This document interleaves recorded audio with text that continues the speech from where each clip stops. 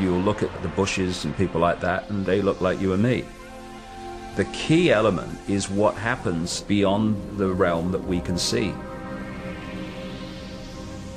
This is what the Illuminati bloodlines really are. They are vehicles for other dimensional entities to manipulate this reality. These entities, many of which take a reptilian outer form, are manipulating this world through these Illuminati bloodlines. What I want Brixton to show to people is that if you are saying there's something not right in the world, and you have feelings that there is some kind of conspiracy going on here, and I don't like what's happening, well, look at the attendance of Brixton and know that you are not alone. Why are you here? Why am I here? To try and get one or two answers. It's such a complex thing. I feel that mankind is doomed, basically. And I would like to say, welcome, David Icke. Thank you. You want to change society in a way that you know if you announce it openly, you're going to get massive reaction. So you don't announce it openly, you play this scam. Stage one, you create a problem. Could be a terrorist event, could be a war, it could be a run on a currency, could be a bird flu. He's never said, you must believe what I say. I think he'll go out there and say, I'm not telling you to believe what I'm telling you now. I am passing on information that I have uncovered and gleaned over 15 years of research. Make of it what you will. I've just described 9/11, by the way. And I was in a bar just after 9/11, and I was watching CNN live. And I saw Bush stand up and say, and I saw this plane hit the World Trade Center. And he said, this is word for word, he said, and I thought, what a terrible pilot. That's what he said. The first plane was not shown on live television, only the second one. No way in the world is it possible for him to have seen the first plane hit. Total frickin' lies. Wanted for terrorism.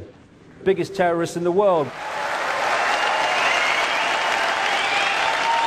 For every person in Brixton, there are vastly, vastly more people, thousands, millions around the world now, who are also in the same mode of thought that they are, in terms of wanting to know what's happening in the world, because the official versions of what's going on make absolutely no sense.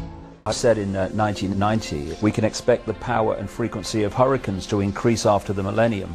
The bloodline hierarchy at the top of the human pyramid of control and suppression passes the baton across the generations, mostly sons following fathers.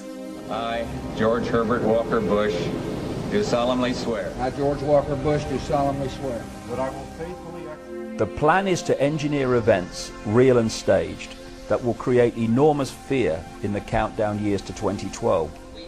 This includes a plan to start a third world war, either by stimulating the Muslim world into a holy war against the West, or by using China to cause global conflict, maybe both. The years after the millennium will see gathering conflict all over the world, to the point where the United Nations will be overwhelmed. January the 20th, 2001. Don't be surprised if the United States finds itself in another manipulated war during this administration. You will see monsters being created in the public mind to justify such action. Between 2000 and 2002, the United States will suffer a major attack on a large city.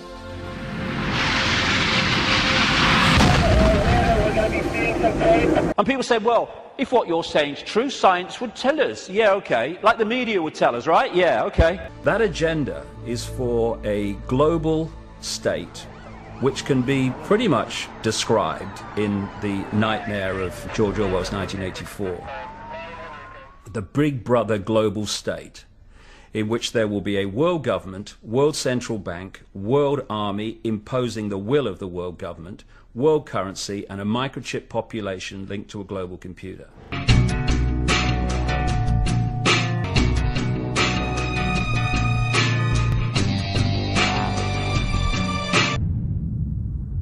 The world's got a lot of problems at the moment. I think even the people who are taking news from the main media are aware of a lot of problems out there. A friend of mine died of having the swine flu vaccine recently, so I want to help as many people realise that you know, this world that we're living is not what we thought it is. I do believe there is an evil cabal who are interested in power, money and control.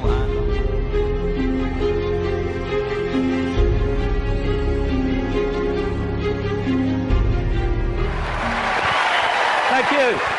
If you keep putting one foot in front of the other and don't get caught in defending yourself or feeling sorry for yourself or falling for the fear that what other people think of you because you're saying something that's different, then if you keep putting that one foot in front of the other, you get somewhere. It's when you stop that everything stops. And if we believe in what we are saying, and what we're saying has validity, then eventually it will be shown to be so. But that process only plays out if we keep walking. And you realize over 20 years that whatever people are saying about you today, they'll say something else tomorrow, so don't get caught up in what they're saying today, whatever today is. The choice is between this, not too far down the road if we allow it, and this. If you always do what you've always done, you'll always get what you've always got. Real simple. And we don't have to all be the same. You can look the other way. What we're programmed to believe in schools is the truth about anything. It's not there to enlighten us, it's there to program us with a certain perception of reality which we carry through our lives so we will be good little slaves.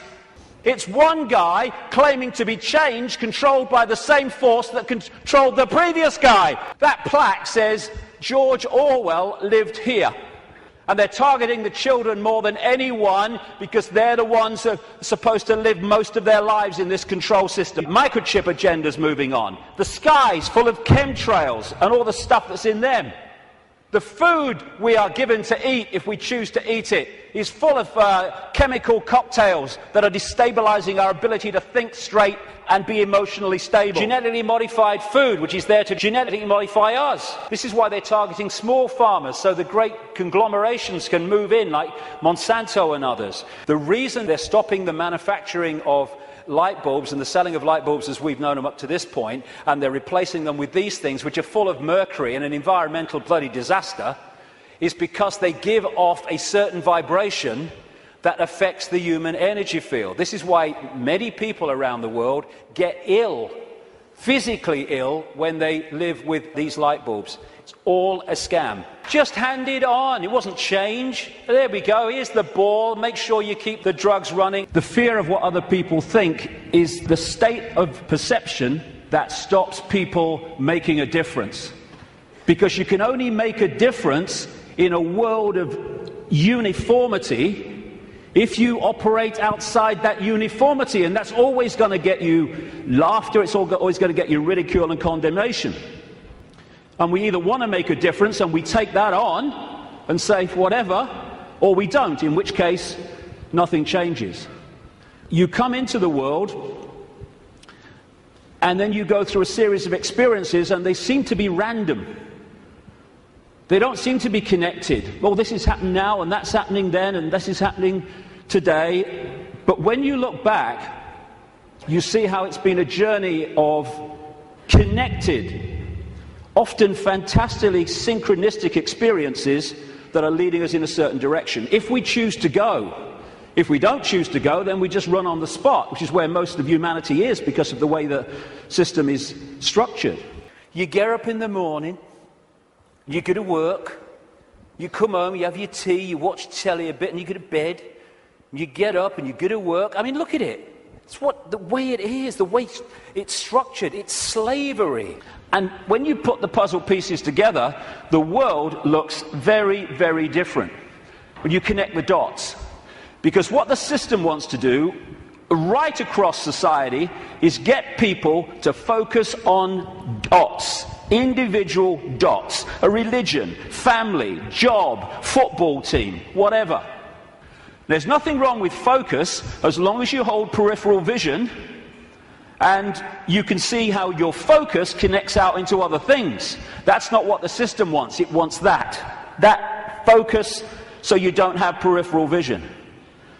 And as you're trying to go through the maze we call life, the control system has set up endless ways to divert us, confuse us, and to keep us from the understanding that would set us free.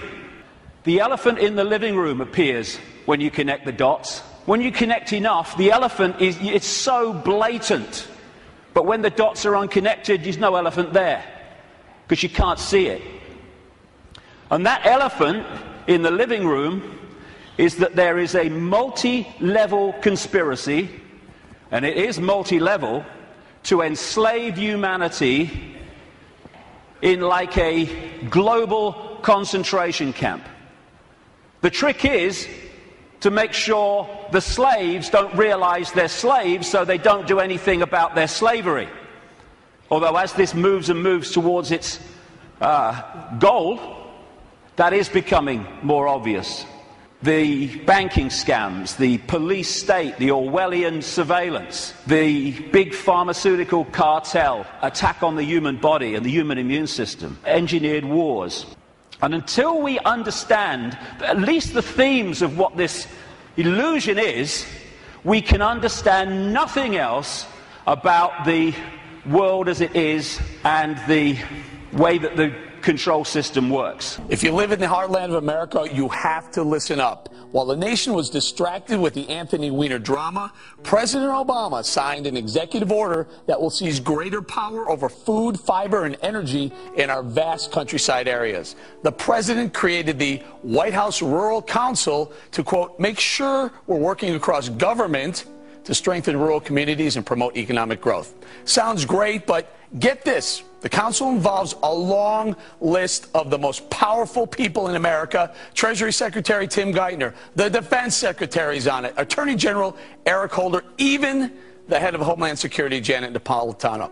Why would Homeland Security be involved in exerting power and influence over the heartland? Why would the Defense Department be involved in promoting economic growth? The plan calls for the federal government to control almost every aspect of rural America. It'll also, quote, identify and facilitate economic opportunities associated with energy development, outdoor recreation, and other conservation-related activities. Really? When did hunting and fishing become associated with conservation-related activities? And by the way, what does that mean? The aims of the White House Rural Development Plan sound eerily similar to a UN plan called Agenda 21, where a central planning agency would be responsible for oversight into all areas of our lives, a one world order. Sound familiar? During that study, in which I began to realize that this was not an effort to protect the environment, but an effort to control you and I. The world is going more and more deeply into a general breakdown crisis, which would probably result in the elimination within a generation or two of 2/3 of the present level of the world's population. The United Nations Environment Program presented them with a global biodiversity assessment. It includes core wilderness areas surrounded by buffer zones. Scratching my head here, what on earth is going on? A unified worldwide banking scheme, currency, and friends, if you don't think that's some heavy reading at night,